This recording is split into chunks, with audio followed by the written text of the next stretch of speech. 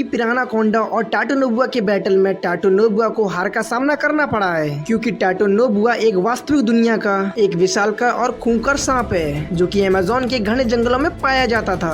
वहीं पिरानाकोंडा एक काल्पनिक दुनिया का सबसे खूंखार सांप है जिसमें टाटोनोबुआ को हराने की क्षमता थी। मगर तब क्या होगा जब पिरानाकोंडा का सामना आइलैंड में रहने वाला सबसे खूंखार जीव स्कल्करोलर से हो जाए? क्या पिरानाकोंडा अपनी एक ही वार से स्कल्करोलर को भी जान से मार देगा या फिर पिरानाकोंडा इससे हार जाएगा? इससे पहले अगर आप हमारे चैनल पर नए हैं तो वीडियो को लाइक और चैनल को सब्सक्राइब जरूर कर लें। तो हम सबसे पहले बात करते हैं पिरानाकोंडा की। पिरानाकोंडा की पहली झलक हमें देखने को मिली साल 2012 में आई मूवी पिरानाकोंडा, जिसमें दिखाया गया कि इसमें कुछ वैज्ञानिकों के दल एक अंडे को चुराकर वहां से भागना चाहते हैं, लेकिन ये बात अंडे के पेरेंट्स को पता लग जाती है, जिसके बाद जंगल में मौजूद सभी वैज्ञानिकों को एक दर्दनाक मौत के सिवाय और कुछ नहीं मिलता। अगर पिरानाकोंडा की शकल सूरत की बात करें तो ये बेहद ही डरावना दिखता है। इसका सिर किसी विशालकाय फिश की तरह दिखता है, साथ ही इसके दांत बड़े ही शक्तिशाली होते हैं। पिरानाकोंडा की आंखें वैसे तो काफी छोटी होती हैं, लेकिन जंगल में इनकी निगाहों से कोई नहीं बच सकता। ऊपर से इसकी ये काली लकीरें इसे काफी अद्भुत रूप देती हैं। इसका बाकी का शरीर ठीक एनाकोंडा की तरह होता है, जो कि पीले रंग के ऊपर इसमें काले धब्बे पाए जाते हैं। पिरानाकोंडा दो शब्दों से मिलकर बना है, पिराना और एनाकोंडा, जिस वजह से इसमें दोनों की शक्तियां मौजूद हैं। लेकिन ये 60 से 70 फीट विशाल दानव है। वैसे तो इस मॉन्स्टर्स को लेकर वजन के बारे में कुछ नहीं बताया गया है, लेकिन इसके शरीर को देखें तो ऐसा लगता है कि ये लगभग 6 से 7 टन भारी होगा और इसकी रफ्तार भी काफी लाजवाब की होती है। इतना भारी और विशाल शरीर होने के बाद भी ये काफी तेज गति से गाड़ी का पीछा कर रहा था। पिरानाकोंडा पानी में भी काफी तेजी से दौड़ सकता है और ये एक अनुमान के मुताबिक ये 60 से 70 किलोमीटर प्रति घंटे के हिसाब से रेंग सकता है। अगर इसके बाइट फोर्स की बात करें तो इस बात का अनुमान लगा पाना थोड़ा मुश्किल है, लेकिन इसके हमले करने के तरीके पर गौर करें तो इसके एक ही बाइट से इंसान के चीथड़े उड़ जाते हैं। ये इंसान को ऐसे मार देता है माने कि वो ब्लास्ट होकर फट गया हो। तो इस हिसाब से इसकी बाइट फोर्स टी-रेक्स से ज्यादा होनी चाहिए। और ये जिस हिसाब से उड़ते हुए हेलीकॉप्टर्स को दबोचता है, इससे दो बातें पता चलती हैं। पहला, ये काफी अर्जाइल होते हैं और दूसरा, इसकी बाइट फोर्स 5 से 6 लाख PSI तक हो सकती है। अगर पिरानाकोंडा की ड्यूरेबिलिटी की बात करें तो ये काफी ड्यूरेबल है, क्योंकि इस पर गोलियों का कोई असर नहीं होता। इसकी खाल इतनी मजबूत होती है जिससे किसी भी सामान्य से हथियार से इसको चोट नहीं पहुंचाया जा सकता।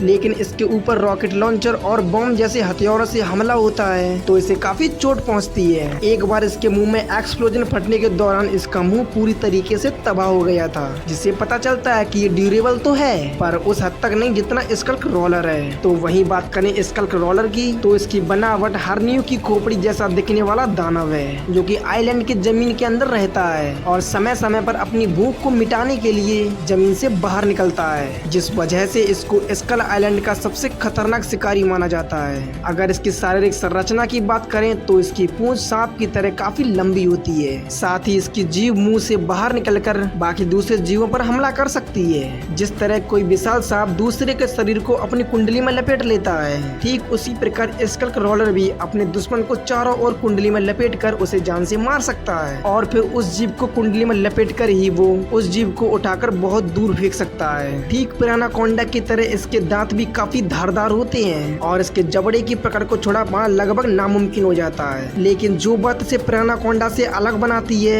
वो है इसकी ड्यूरेबिलिटी, क्योंकि ये गन फायर से लेकर ब्लास्ट तक को झेल सकता है और जमीन के नीचे रहने के कारण इसे आग की गर्मी भी नहीं जला सकती। वैसे तो आम इंसान इसे मारने की भी सोच भी नहीं सकते। ऊपर से इसका विशाल आकार और फुर्ती के कारण ये इंसानों के लिए मौत बनने में जरा भी वक्त नहीं लगाता और इससे इंसानों का बच पाना इसलिए मुश्किल है क्योंकि ये काफी इंटेलिजेंट है। तो ऐसी स्थिति में अगर इन दोनों का मुकाबला होता है तो स्कल्करोलर ने 394 फीट विशाल कॉन्ग को मौत के कगार पर लाकर खड़ा कर दिया था, जिससे कॉन्ग फाइट के दौरान काफी अधमरा हो गया था। वहीं पिरानाकोंडा फिर भी काफी छोटा है, तो इसमें स्कल्करोलर पिरानाकोंडा को आसानी से मार सकता है, क्योंकि पिरानाकोंडा अपने दांतों के अलावा किसी और से हमला नहीं कर सकता। वहीं स्कल्करोलर अपनी विशाल पूंछ, ताकतवर जबड़ा और बिजली से भी तेज रफ्तार वाली जीभ से हमला करने में माहिर है। साथ ही पिरानाकोंडा इतना ड्यूरेबल भी नहीं है, जिस वजह से इस बैटल में पिरानाकोंडा को हार का सामना करना पड़ेगा। वैसे आपको क्या लगता है, हमें कमेंट में जरूर बता देना।